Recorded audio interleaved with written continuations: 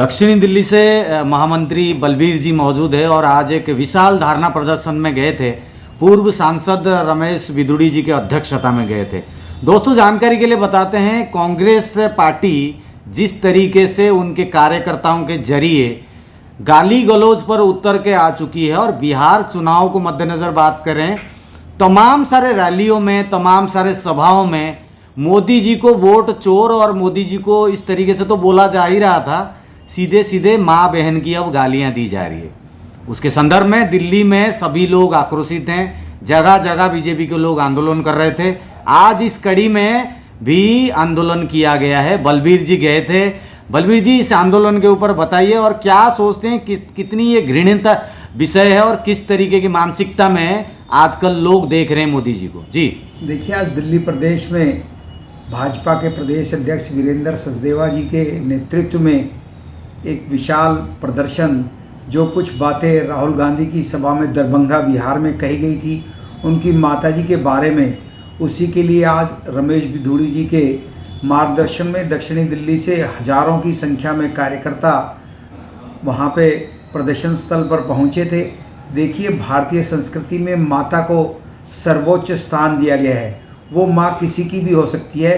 किसी की भी माँ के बारे में, और यहाँ पे विशेषकर प्रधानमंत्री नरेंद्र मोदी जी की माँ के बारे में अगर कोई इस प्रकार के अपशब्द और निंदनीय भाषा का प्रयोग किया जाता है तो ये बड़ी शर्म की बात है।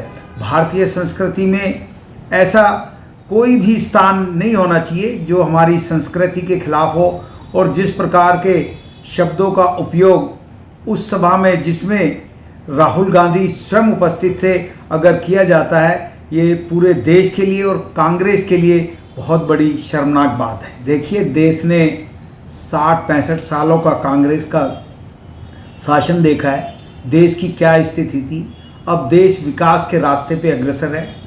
माननीय नरेंद्र मोदी जी के नेतृत्व में देश नई नई ऊंचाइयों को विकास की छू रहा है। तो अब इन पार्टियों को लगता है, देखिए अब चुनाव है बिहार में, अब इन लोगों को ये लग रहा है कि भारत की जनता अब विकास के साथ है। देखिए, यहाँ पे सबका साथ और सबका विकास का जो एक नारा प्रधानमंत्री जी ने दिया था, उसी के अनुसार पिछले 11 वर्षों में काम हुआ है और एक के बाद एक राज्य में भारतीय जनता पार्टी की सरकार बनती जा रही है। या तो देखिए, जब ये चुनाव हारते हैं, पहले ईवीएम पे कहते थे कि ये ईवीएम में गड़बड़ की है, अब इनको ये लगने लगा ईवीएम की बात तो इनकी चली नहीं, क्योंकि देखिए जहां जनता जिसको वोट देती है वही विजय होता है। अब इनको बिहार में लग रहा है कि यहाँ भी बिहार की जनता विकास को वोट देगी और विकास को वोट देगी।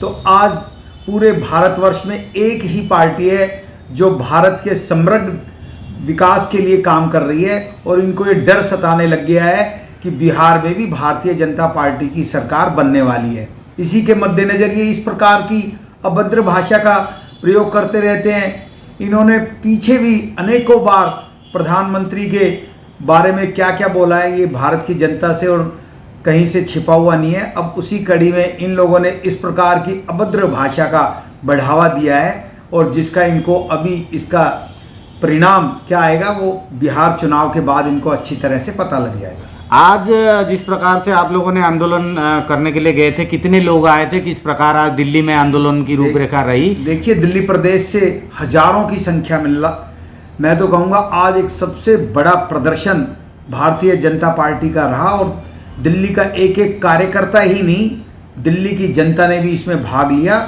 और कांग्रेस पार्टी को आज पता लग गया होगा कि उसकी इस प्रकार की नापाक हरकतें उसको चुनाव जिताने वाली नहीं है। चुनाव जीता जाता है इस प्रकार की नीतियों से, जो हर एक आदमी का विकास कर सके, जो पूरे क्षेत्र का विकास कर सके, जो पूरे देश का विकास कर सके। लेकिन वो लोग विकास की बातें तो करते नहीं हैं। वो या तो वोट चोरी, ईवीएम खराब, कभी बहुत बड़े सेकुलरवाद की बात करते हैं। लेकिन अब भारत की जनता को पता लग गया है कि उसका भाग्य और उसका विकास और उसकी उन्नति किस प्रकार से होनी है। इसका नरेंद्र मोदी जी ने पिछले 11 वर्षों में जीता जागता उदाहरण देश के सामने पेश किया है। और आने वाले समय में, क्योंकि देखिए भारत को विकसित राष्ट्र बनाना है और प्रधानमंत्री जी का संकल्प है कि 2047 तक भारत एक विकसित राष्ट्र बनेगा, और वो राष्ट्र तभी बनेगा जब पूरे देशवासियों में सबका साथ, सबका विश्वास और सबका प्रयास रहेगा।